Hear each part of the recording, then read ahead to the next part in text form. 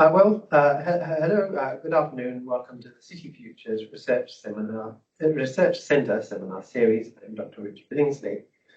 The seminar series here is hosted on the traditional lands of the Bidjigal people of the Eora Nation, and I'd like to pay my respects to the elders past and present, especially to any First Nations people joining us today. In a moment, I'm going to ask Professor Easthope, who's our Deputy Director, to introduce our speakers for today. First, some quick housekeeping. If you're joining online, please just mute your microphone and turn off your camera during the presentation. And then when we get to the Q&A, if you'd like to turn these back on, then of course you're very welcome to. Yeah, you can also put a question into the chat. My associate Parian, she'll be monitoring the chat for questions. I do want to thank our speakers, by the way, because they're coming from the UK and they've got up incredibly early to give us a talk for today. So I'd now like to invite Professor Easthope to introduce today's speaker. Thanks, Richard. So welcome to today's seminar. We are very pleased to have two guests joining us from London today. And it's an exciting day in the UK as well, I know, with the election. So thank you very much for making the time and for joining us. So our first presenter today will be Dr. Zahratu Shabrina. Zara's research is at the intersection between data, technology and urban systems. And she does work on digital platform economy, mobility analysis, social media analysis, and general research on spatial data, science and urban analytics. So a lot of things. Wonderful to have you with us, Zara. Zara's a lecturer in spatial data science at King's College London, and she's also the lead for geocomputation and data science research hub there. So thank you. I'll also introduce Dr. Nicolas Palominos as well. Nicolas will be presenting second. Nicolas has a background in both advanced spatial analysis and design. He's got 20 years experience in urbanism, and it's a wide and varied experience, which is fantastic, practicing a range of projects from designing buildings and city interventions to urban design research and urban planning advisory in the public, private and academic sectors. And Nicolas is currently the Associate Data Scientist leading the Urban Design and Strategy Research and Development at ERA Co.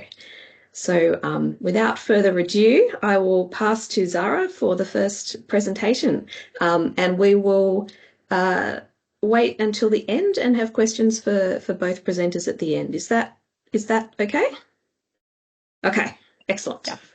Over to you, Zara. Thank you so much for the introduction. So let me share my screen. Can you see my screen? Yes, you can see it online. All right, that's great. So today I am going to talk about Airbnb and the disruption of residential housing in London. And this is based on a research, my PhD research, actually, that was concluded a couple of years ago. And let me see, I can't seem to click it. Okay, here. And so it was published as a series of papers and in a couple of journals, including the Geographical Analysis as well as Urban Studies, where I look into all this different kind of association between Airbnb and different kind of urban elements, such as urban tourism, as well as the housing market. So first, I would like to say a little bit about how to try to understand Airbnb as a data source. So Airbnb has been around now for more than a decade, and there are two main data sources for understanding Airbnb.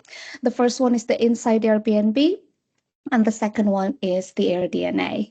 So the difference between the two is that Inside Airbnb is completely free to use. It was scraped independently by Murray Cox and available to be accessed from the website. But the limitation is that the data only show the supply side of Airbnb data. It means that we won't be able to understand revenue, demand, and things like that. However, because it's easily accessible, it's the most widely used Airbnb data for Airbnb research. The second data set is a bit more detailed. However, it's also very, very expensive because it has this kind of like market reports and other data products that could show some sort of like demand side of Airbnb.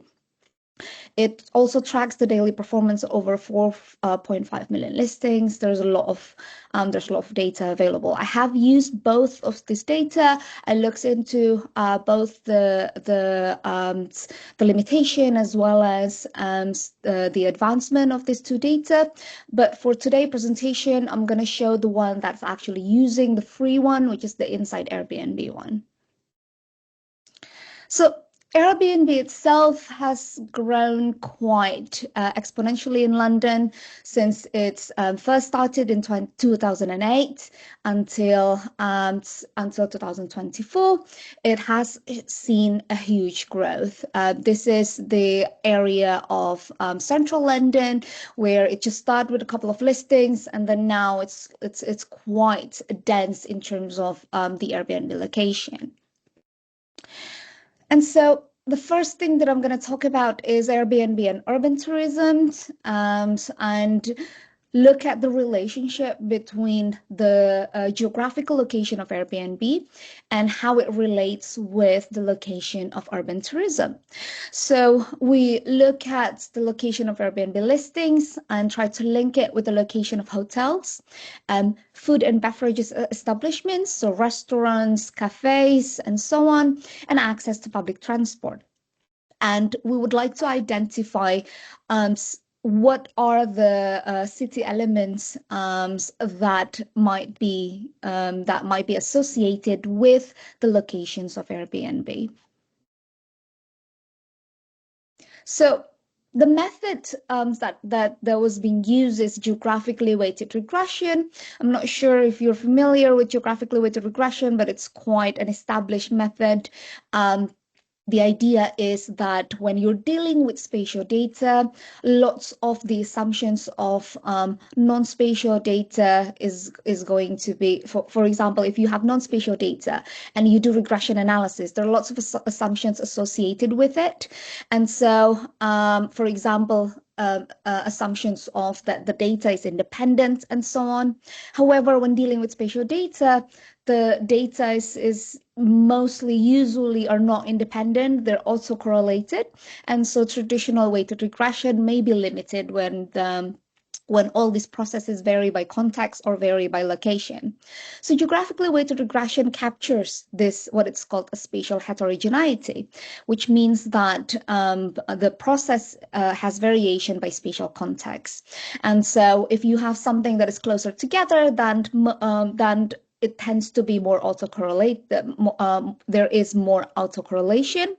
And so geographically weighted regression can then be introduced to increase the model fit and reduce residual spatial autocorrelation compared to the global regression that assumes that relationships are just constant over space. I'm not going to dwell too much in terms of the method. However, it's just that using geographically weighted regression, we introduce what it's called a moving window, in which instead of introducing just one beta for all of our study area, a global beta, we end up with a beta that is local for each of the local area that we introduce. And so we use the model specification. There is a moving window in which we also look at the relationship between that local area with the neighboring area. And we construct what it's called a spatial weight matrix. We calibrate the model so then we would be able to come up with a parameter or a beta parameter that is unique for each of the local area. We also use what it's called a multi-scale geographically weighted regression that introduces a bandwidth in which the bandwidth relates to the decision in which to look at who are the neighbors for each local areas. So in geographically weighted regression, we have just one bandwidth. So for example, if we say 95 is the bandwidth, it just means that across the 95 neighbors, we consider they have a more affluent influence to the area. And then beyond the 95, then the influence decline. But in the multi-scale method, we introduce different bandwidth for each of the independent variables. And the method to do this is using what is called the backfitting algorithm, which is an iterative procedure to look at how we can calculate the bandwidth and the computation then done until it reached convergence in terms of determining the bandwidth. So those are the two approaches that was used in looking at the Airbnb data, and then we input the model in which Airbnb is the dependent variables, and then the location of hotels, F&Bs, and the public transport are the independent variables. And we look at the relationship between those variables. We can see that Airbnbs are very much located in central areas, is unequally distributed. Hotels is also located in central areas, but it's much more concentrated. And food and beverages, they're actually a bit more geographically dispersed. And the public transport accessibility index has a higher level in central area, also towards the north, as well as to the west and to the east. So using the geographically weighted regression, we can start looking at in very much kind of like local areas where Airbnb has positive and negative relationship. For example, with hotels, we can see this positive relationship in these central areas that is kind of like leads towards the west areas in London, but then there's a negative relationship in the central area that near kind of like Hackney, Newham, in which you have negative relationship between Airbnb and hotels. And then we also look at the food and beverages facilities. And this is in this images, we try to compare between the GWR and MGWR. And MGWR was consistently proven to be able to kind of like capture a wider local areas in which we can look at the relationship between Airbnb and the variables. So anything that has no colors, it means that they're not statistically significant. And we also look at what is the patterns and competition of short and long-term rental markets. So we can see that the mean Airbnb prices in London is consistently much higher compared to, so we're using this house price data from Zoopla, which is quite a well-known apps to look at houses for rent or for sales. And we also look at the descriptive analytics, as well as the standard deviation, as well as look at what is called the CV value, and it's a measure of volatility. So CV is coefficient of variation, and we use it as a measure of volatility and see whether or not the Airbnb market is has higher volatility, or if the long-term market has lower volatility. And there is statistical evidence supporting the arguments that short-term markets and long-term markets are indeed in competition, and the short-term rentals are higher price compared to the long-term one. And if we link it again with the previous research, we could also see that because they're highly concentrated in core city areas, it might be a bit problematic for the long-term rental market. So the short-term rentals allows this long-term rentals to be converted into short-term lets that generates higher premiums.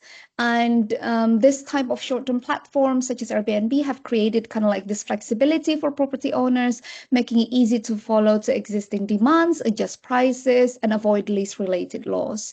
And STRs are less likely to return to the long-term residential markets. And this has been backed up by previous research as well.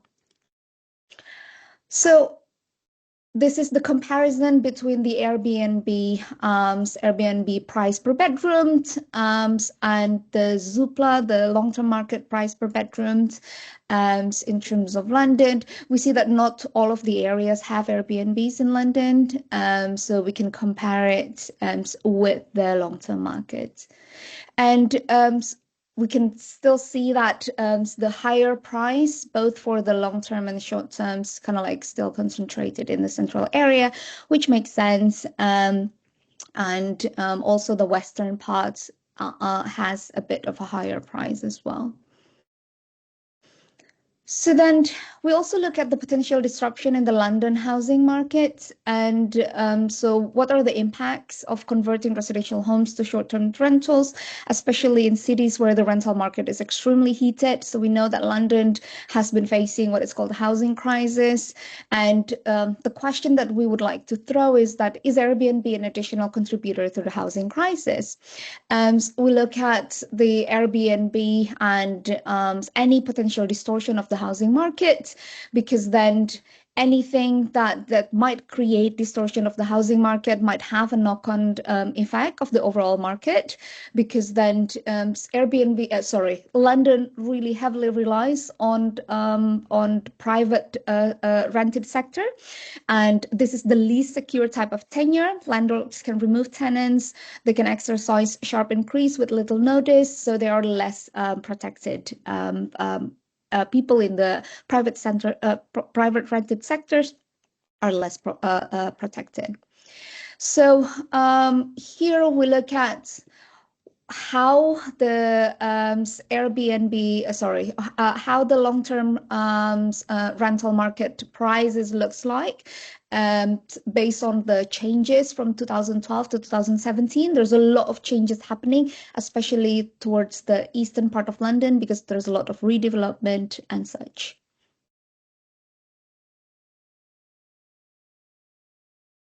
So when we look at the potential disruption of housing market in London, what we look at is not just overall Airbnb data, but potential Airbnb misuse. What do I mean by potential misuse? It means that there's Airbnb listings that do not conform with local regulation, because we cannot just compare Airbnb and long-term market and just like that. So we need to look at where are the misuse and what is the relationship between the misuse and the long-term markets. So according to local regulation, there is a cap in terms of how long people can rent their property without a change in planning permission. And so if they do not follow that local regulation, we consider that as misuse. And we see that lots of misuse are located also in central areas, and a lot of that nears kind of like the eastern part of London as well. So we examined the dwelling type, the type of the housing tenure, whether it is owned or rented, the spatial distribution of changes in rent payable, as well as look at the Airbnb misuse and try to look at the relationship between all of those elements. And we see that Airbnbs are actually, the misuse of Airbnbs are quite associated with private rented market. So the private sectors, which is, as I mentioned before, is the least protected market sector, as well as those in the central area. And so it looks into how Airbnb might have quite disruptive effect to the housing market. So as a closing thought, I just want to say that Airbnb is often misused because many listings do not conform to local regulation. Those are the ones that needs to be focused on in terms of understanding Airbnb. And it's associated with many privately rented properties. It's reached around 5,800 listings during the time of our research. It's about 0.16% of the total housing stock. It seems like a very low number. However, if you think about how heated the market context in London is, it could be something that needs further kind of like regulation approach. So what is the best course of action moving forward? Because then we see that lots of people might benefit from Airbnb, but there's also needs to be a focus in terms of looking at how we can filter out the misuse that might happen. Thank you very much. Thank you very Thank much. you so much, Zara. That was wonderful. So just for people joining us online, we'll do questions at the end for both presenters. But if you do have any questions for Zara and you want to pop them in the chat, please feel free to do that now. And we'll come back to them after we've heard from Nicolas. So over to you, Nicolas. Thank you, Hazel. Yeah, and very nice presentation by Zara, who I happen to know from CASA, UCL, where I finalized my PhD a couple of years ago. The title of my presentation today is Street Networks, Clusters and Patterns, Urban Analytics for Evidence-Based Design. So similar topics to what a little bit Zara was talking about. And in a way, it does somehow reflect my personal transition from academia to practice. And the whole idea is to kind of like explore how urban analytics approaches can serve as evidence to inform design decisions. So as you can see here, I divided the contents of the presentation into three sections. First of all, is a brief, very succinct definition of urban analytics. Then I will be looking at some case applied examples. And then I will be looking into more depth into what was also a PhD research that I finalized a couple of years ago. And to the right-hand side of the screen, you can see a little bit of my career timeline that somehow explains the thinking behind all these processes. So as it was mentioned in the introduction, I was originally trained and practiced as an architect. So a lot of the thinking in a way trying to combine design and data comes out of that kind of like a background as well. So let's start with a brief definition of urban analytics and its application to urban design practice. And essentially, this allows me to introduce the company where I work at now, which is called ERA, which stands for Evidence Response Action. It's a global place consultancy, which is a subsidiary of a larger architecture practice, which is actually very strong in Australia. It's called Woods Bagot. And essentially, where we kind of like fill into this almost like a workflow in this kind of like a value proposition of the company is in providing the evidence. It's trying to kind of like, as it says there, crystallize the complexity of big data using computational and quantitative methods.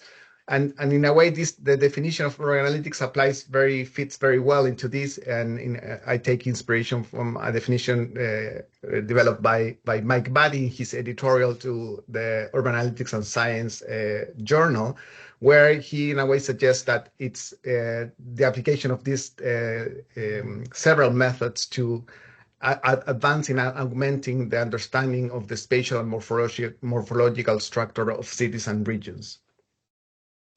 And how do we kind of like take that into an applied context, and how do we put it in practice? We have developed this three-ways analytics cube for the articulation of design briefs, which are often very broad, very ambiguous. So these three accesses, in a way, gives us some navigational capacities to understand where we are standing. Somehow at the beginning of every consultancy project, we have the types of data sources as a very important access on one side. Then we have the types of research that can go from exploratory to explanatory, perhaps similar to what also Zara was showing earlier. Some other exploratory will be much more kind of like strategic level, and that also is kind of like as well related to the scale of resolution of the research that can go from very high level to much more in-depth research.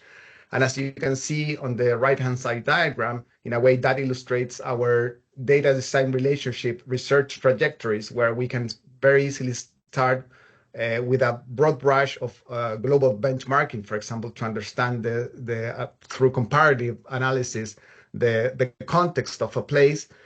Through this trajectory, in the middle, we say we could do some spatial interaction modeling, and we can end up doing some very sophisticated analysis of pedestrian traces using agent-based modelings, for example.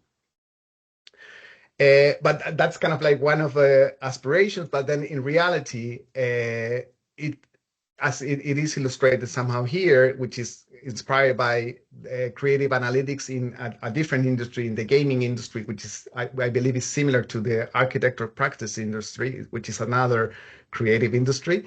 Is much more towards the card number 3 there, right, which is associated with data-inspired processes rather than necessarily data-driven.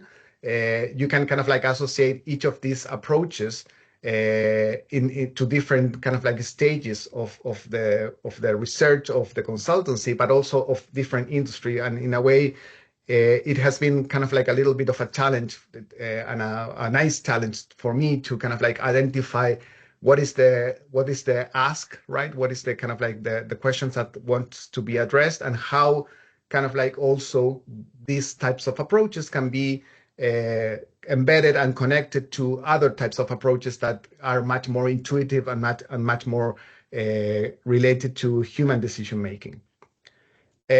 So that can be illustrated. I felt I wanted to share a couple of examples of urban morphology and network thinking application, both in design practice and academic research.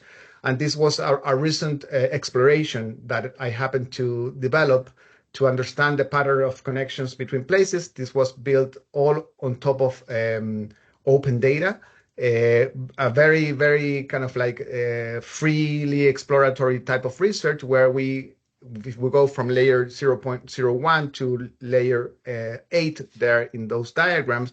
We kind of like start increasing level of complexity, where we start, say, for example, with defining activity nodes within the London, in this case, Central London Street Network. Then we go through a process of connecting these nodes, assuming that they can kind of like be attractors of activity. Then we measure those interactions through spatial interaction models, and then we follow through to kind of like identify what would be those spaces or those places that happen to have much more activity or potential activity, and up to the level of kind of like even aspiring to extract some pathways that are critical, depending on how do we measure the experience across those pathways if we happen to have that type of information.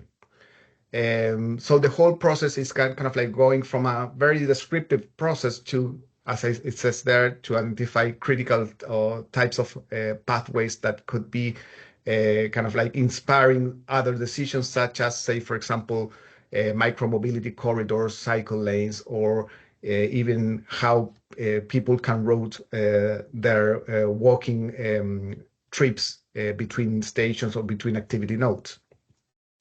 And in a similar way, I kind of like wanted to share this example of a thesis I happen to have supervised, which in a way, in this case, brings more of an urban or morphology lens to urban analytics, and it happens to kind of like overlay a series of layers and aggregate them at the street level to come up with a compound index of a walking score, with the aspiration, with the kind of like the objective to identify streets for pedestrian-oriented post-pandemic recovery. Most of the work that I happen to have been doing in the past had that context as much of obviously the work that most of the researchers have been doing across the world. But it became very topical to be studying kind of like streets at a very granular level because of social distancing restrictions. And in a way, it became very apparent how important and relevant it was to study precisely the space of the street at a very detailed and human level. Another example that has a similar lens, but in this case, it takes more of applications from network science. It's this other thesis that was actually awarded with the Royal Geographic Society Dissertation Award. And this thesis aim was to understand network metrics, an aggregation of network metrics to identify different types of streets and streets characterization for the implementation of the Superblock, the Barcelona Superblock model into an organic type of street pattern, which is the case of the central zone and the internal radius, so to say, of the city of London, of London, Greater London. And if we wanted to look into more detail of this type of thinking, I wanted to share some of my process of my PhD thesis, which is titled "Rethinking Streets: A Study of Street Space Allocation Metrics and Street Networks in London." And essentially, what this does is to start by generating descriptive metrics and visualizations to represent footway and carriageway total street width and in a way building a descriptive model, of a street space. And as it is illustrated in these diagrams in panel A, essentially it's all based on translating a technique from architecture to understanding whole regions based on the availability of highly granular data, topographic data, where we draw that green line represented there on panel A over the surfaces of pavements and the surfaces of streets, so that we can capture at a very high detail how much space is assigned to the pavement and how much space is assigned for vehicular circulation. And this framework is inspired on a policy framework that looks at classifying streets according to their movement potential on one axis and to their place potential on another axis. So expanding the typical transport planning approach, where typically the design parameter would be only the circulation aspect. So as we can see there in panel C, the trade-off triangle there is kind of like bringing together, having had the total street width as a limited and very rigid kind of like metric because of ownership structures, right? It's very unlikely that we will be going over the property lines of a certain street, for example. Then we have kind of like a very close relationship where if we wanted to increase pedestrian space, for example, it will affect the amount of vehicular space, so creating this trade-off between these two variables. And as I said earlier, this is kind of like trying to represent in a 2D space across the whole of a system, a 2D or a much more 3D, so to say, experience of a street through applying street cross sections. So when this is applied to a whole system, such as all the streets contained within the greater circular roads in London, we can begin to describe with a much more precision, and in a way gives us some clues on how kind of like this added parameter for understanding streets gives us some inspiration for kind of like creative decision making, but not only at a very granular level of the street, but also in terms of planning. And say, for example, one of the things that we can easily begin to see is to quantitatively confirm that there's a predominance of vehicular space assigned to obviously the circulation of vehicles in London streets, like with a quite precise kind of like description, where we see, for example, that nearly 35% of the streets in London are between 4 and 8 meters between 4 and 8 meters of footway width, and have between 6 and 10 meters of carriageway width. And there in panel C, we can I illustrate that this data, although it's very rich, is very detailed, it did have some kind of like levels of inaccuracy.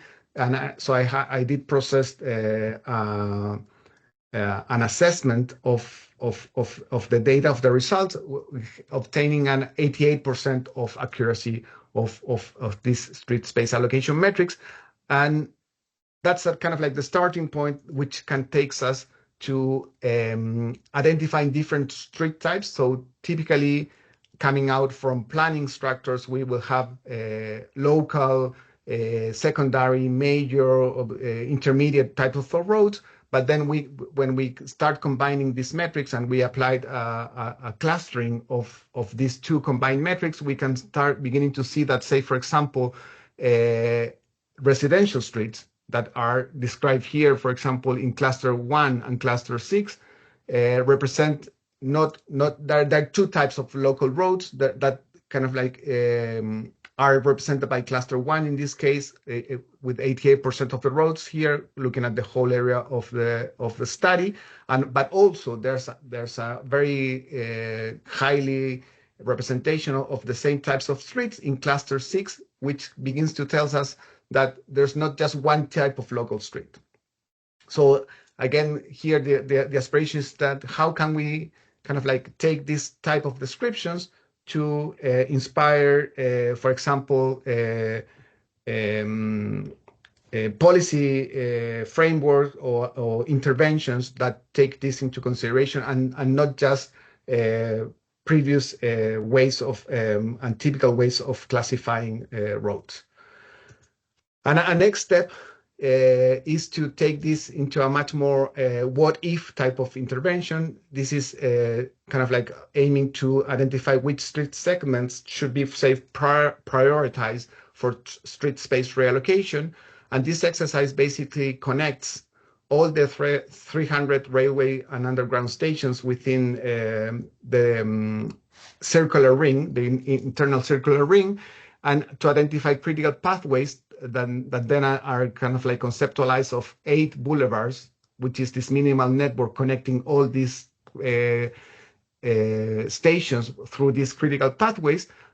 But the next step, in a way, which is what I was mostly interested in, is to explore in more detail how those passwords look like, and by looking at the anatomy, right? And the anatomy, which I call, is like multiple dissection of these pathways using the street space allocation data that was prepared earlier to begin to describe the impact of certain interventions. For example, how about we turn all that very kind of like disharmonized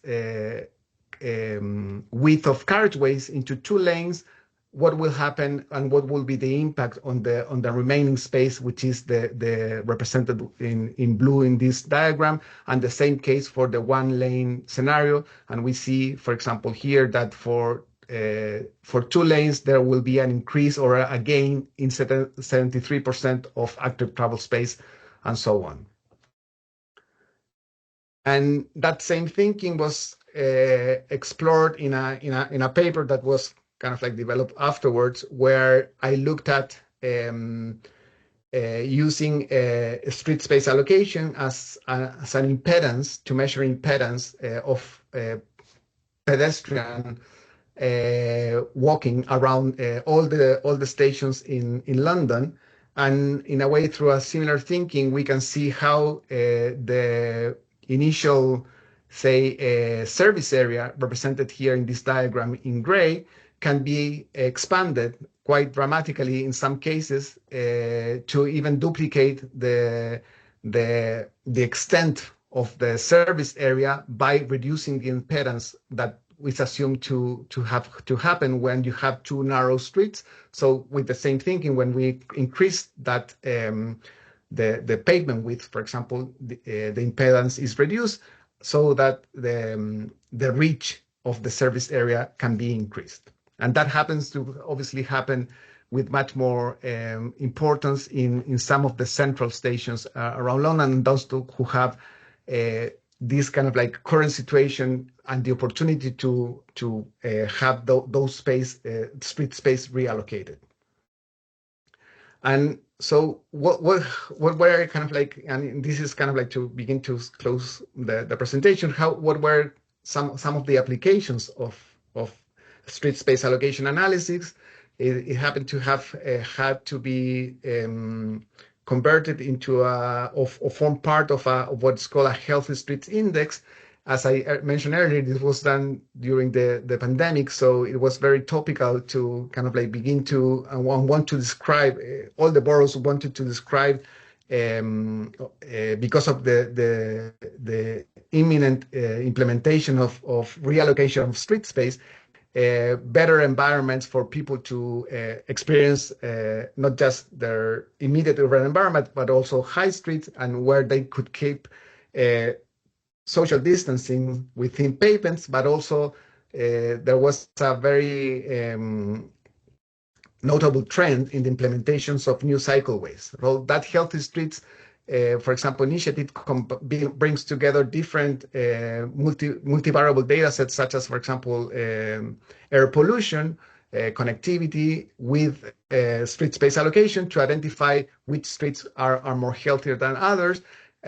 Others, such as, for example, another architectural practice based in London, took this further into kind of like developing future scenarios in which, for example, the replacement of car space here, car park space, could be beneficial to improving the environmental quality of the public space in residential areas. And also Transport for London took this as a reference for their London street space guidance to boroughs.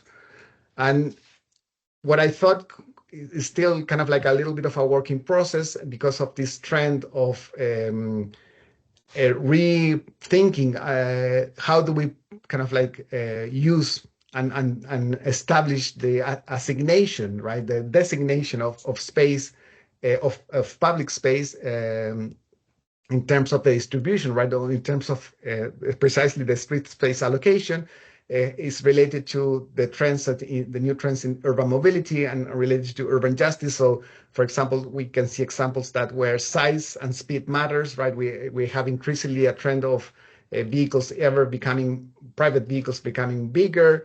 There's a quite high resistance, at least in London, in, so for example, changing one parking space for one of these much more efficient cycle space. There's also kind of like an idea of also converting some of these parking spaces into street greenery and replacing these parking spaces with trees. And as we kind of like, some of more romantic of us could be inspired with this used to be how it was in the past. I happen to have grown in an era where I did play on the streets. I did play kind of like even football on the streets, and that kind of like, it's kind of like going back to the origin of what is the purpose of public space, right? And it's kind of, this is a zoom in of that sign there, where I in a way is a very effective measure to temporarily reallocate street space, right? With a sign that says no vehicles are allowed here during certain hours, so that immediately will convert that street into a fully pedestrian street.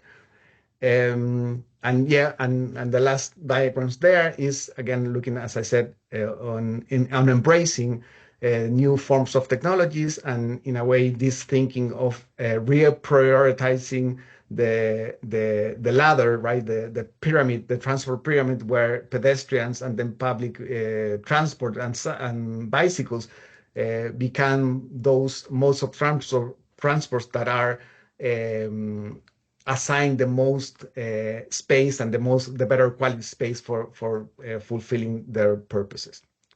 So yeah, that's my talk, and we'll be happy to circulate the deck afterwards if there's interest. Thanks.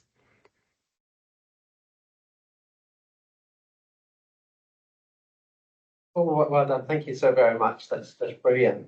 So yeah, we have about 15 minutes or so for some questions, if anyone has some. I just wanted to ask, actually, while you're talking about the street spacing one, because I often notice, particularly on a Friday afternoon like today, that you can be in a place where you're stuck at a traffic light and you can't go and there's a big jam going on. And so it's like the street width, the traffic here isn't dependent on the width here, it's dependent on further down the road. It's like a network sort of thing. And so particularly for disabled people who can't take public transport, I wonder how you can't just like reprioritize public transport all the time. How do you make sure that you still have equity for like disabled people to be able to get in and out of the city if they need to? At the same time, you have like the street space width issue. How do you mix those? Oh, I mean that's a super good question and super good point. And in a way, it can also be illustrated by the fact that there's a high resistance, right, on users to let go their current comfort, right? So if we have as a thinking that later kind of like structure that I show where we prioritize the needs of people rather than of vehicles, we can say ask those that are not disabled necessarily to liberate, right, free some of that space that they are using in the vehicles to allow for the circulation of special vehicles, say in transport, for example, that will allow those disabled to circulate, for example, that will group together and try to combine both, right, both priorities, those of that have the need to have medium and long travel, right? That's why they're using a vehicular motorized vehicle, and those that also circulate and are equally or could be equally in need for circulation, such as the elderly, for example, that would need, say, to have a comfortable pavement to circulate in. Right. Okay. So, sorry, I went there. If anyone else has a chance also. You're asking me. My name's Reg Fisk. I'm actually retired, but I used to be principal advisor to the leader of the government in the Legislative Council here. My background is in architecture and public policy. My question is to Zara, and it's something that I think is very important here in New South Wales because we've got a housing crisis as well. Do you believe that there is a problem in the fact that all governments in the Western world seem to have not regulated e-commerce at all? And is that creating the problem with the abuse of Airbnb that you're seeing in London? Is it the lack of government regulation, which goes back to neoliberalism in the United States in the 1980s? And is that what causing the problem that you're seeing? And do you have a solution? Thank you for the question. I think that's a very difficult question. That's the first thing. So, for example, London has been trying to regulate Airbnb actually, in terms of enforcing the misuse and kind of like this local regulation. However, what's the most kind of like the most challenge is actually enforcing the regulation because of the nature of this type of platforms or commerce, right? It's very easy for especially now lots of these Airbnbs have been professionally managed. It's very easy if the government crack down the misuse, then they just delete kind of like the listings and just re-enlist it as a new space. And the idea is if it's not just the listing that has the profile in Airbnb, but also the host as well. So then they could say, even though it's a new listing, actually lots of the other listings have really good review or really good kind of like this 5 stars review. And so the incentive to just deleting it and then go somewhere else, just relist or just make it disable for a couple of for some time range and then free listing or something like that's just very easy.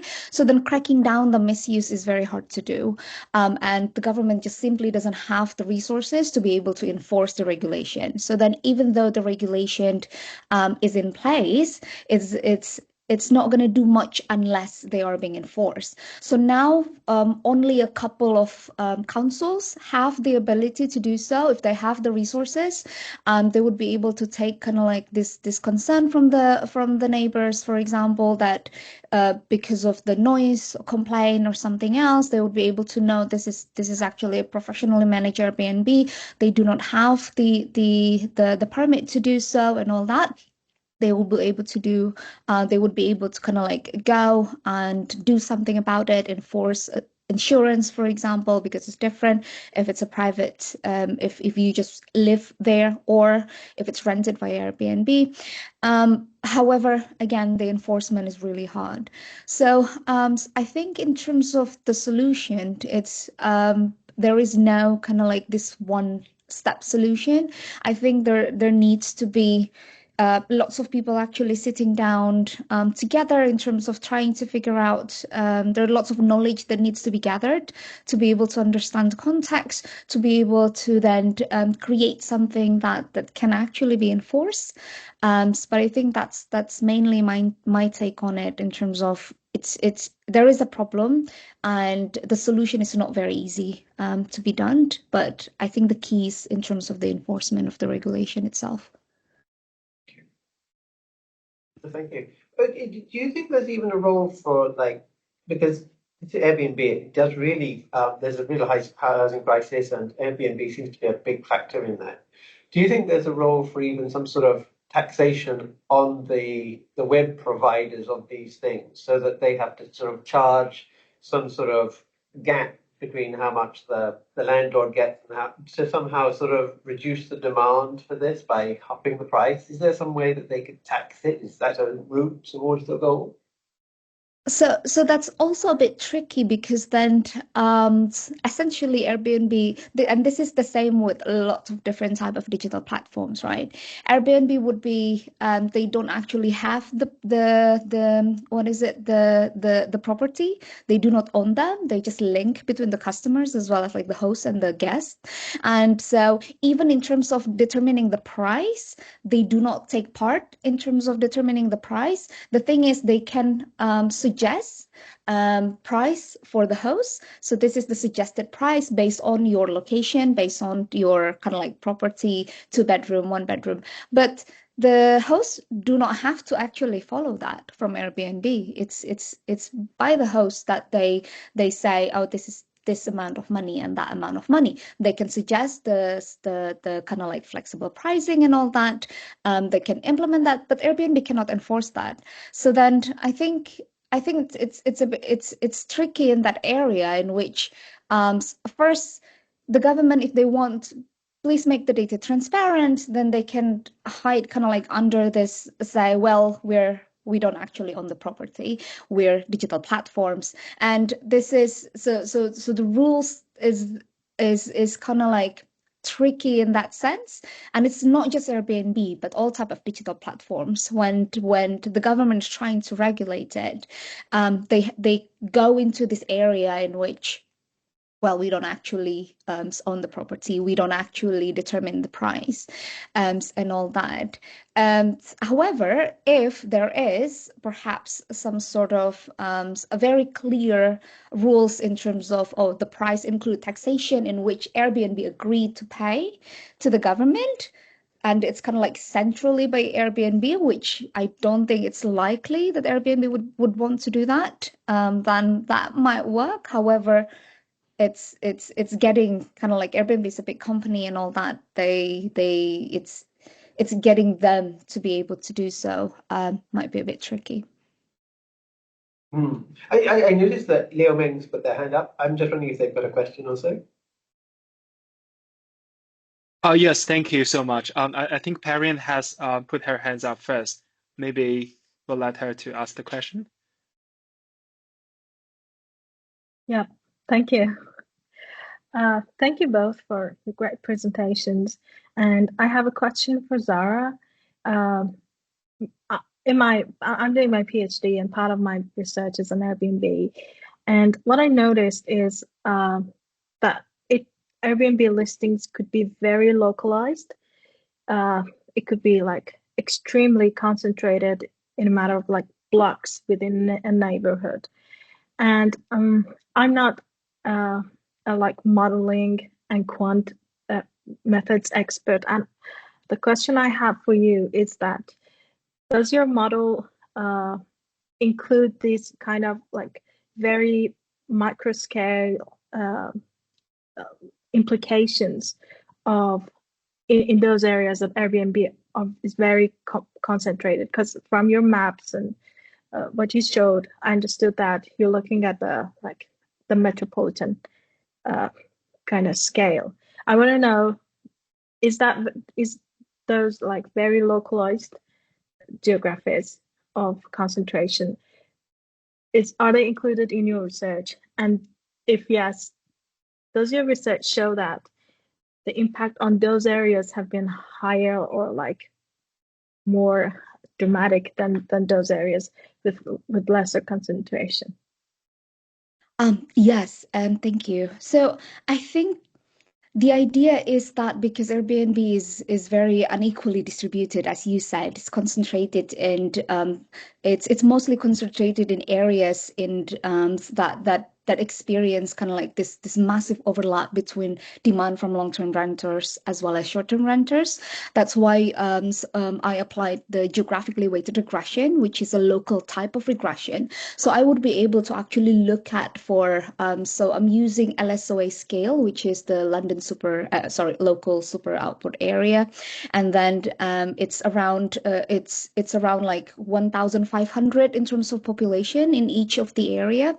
So in the regression, using the local regression, we'd be able to say in this particular local area, there is Airbnb, right? There is a massive concentration of Airbnb, and I would be able to see what is the relationship with kind of like the other urban amenities and things like that. And so we are able to look at in terms of the local aspect. So we will be able to say in this LSOA in Westminster, actually there is a positive association, but then if you go just 2 neighbors beyond, it's actually negative relationship. So we'll be able to tell the difference, and we'll be able to see which areas are more pressed in terms of the presence of Airbnb. But yeah, we're trying to capture that localities because we know that Airbnb is such a local thing. We cannot just say, well, it pressures the whole London, but we need to be able to tell it pressures this area in London in terms of the neighborhood. I hope that answers your question. Yeah, sure. It was great. Thank you. I got that. Leo has his hands up. Yeah. I'll be 2 minutes quick. Thanks for both presenters. Wonderful presentation. Thank you so much. My question is for Nicolas. I love your research. I wonder how, but I got a very small question here. I wonder how did you get the cross-section data of all the streets from entire London? Do you think this research can be repeatable for other cities as well? Thank you. Yeah, thanks very much for the question. And I'm so pain. I didn't I wasn't precise with that when I was explaining it, but basically urban analytics, one of the aims is of using computational methods is that you develop methods that are replicable, right? And they are scalable. And because of the wealth of data that is available in every almost local borough or local council around the world, where you have very highly descriptive topographic maps, the method it is applicable to other areas. So for example, because of the Healthy Streets Index initiative, we have been exploring the application of the method in other cities such as Barcelona and across the whole of Austria, for example. And also I happen to have done an exercise in the capital of Santiago, in the capital of Chile, in Santiago, where because the method is built and developed in scripts, right, in R, basically I use R as a programming environment, I am able to basically through a GIS process draw this cross-section on top of this highly granular data, as I said, to extract the street space allocation metrics. Sorry, just one quick follow-up question. So did you have the topographic data or something that you can draw cross-section on? Yes, for the entire that's London? a kind of like a necessary input, and we happen to have in the kind of like the privilege here in the UK that topographic data is very well organized and very well systematized. But as I said, I think that in my experience that is it increasingly common to have local authorities publish this data again at a very high level of granularity, because mainly also this comes to again one of the concepts of the free space allocation logic, which is defining what is public space and what is private space, right? And then it's kind of like going forward into describing public space in terms of the assignation of space for pedestrians and space for vehicles. Thank you so much. Welcome. Okay, well, it is now about 5 o'clock here in Australia, and probably breakfast time there in the UK. So I do want to thank our two speakers, Dr. Ortega and Dr. Shabrina, for the really great presentations today. So thank you very much. Thank you. Thank you. So just a reminder, we do have the seminars every 2 weeks, and the next seminar will be on the 19th of July. Professor Monica Wakowicz will be presenting on navigating challenges and opportunities in geospatial data science. So meanwhile, I would like to wish everyone an enjoyable weekend. And thank you very much, and especially our two speakers for joining us today. So thank you very, very much. It was a pleasure. Thanks very much, everyone. Thank you so much, everyone. It's been great. Bye.